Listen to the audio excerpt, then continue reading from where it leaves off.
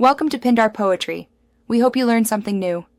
You start right away by confirming tools and measurements so nothing stops you mid-job. You need the new lock set, screwdriver, tape measure, and if required, an Allen key.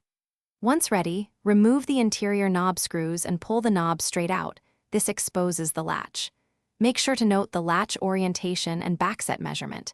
If the cylinder remains, withdraw it carefully. Doing these steps now prevents alignment problems later and lets you check whether the new latch matches the hole and thickness.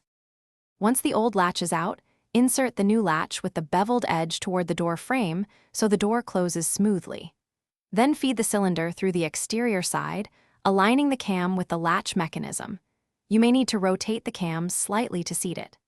Next, bring the interior trim plate and knob into place and loosely fasten screws so you can test rotation and alignment. Make sure the spindle engages both knobs and that the latch retracts without binding before final tightening. You finish by tightening screws evenly, alternating each screw so the trim sits flush. Avoid overdriving, which can distort parts.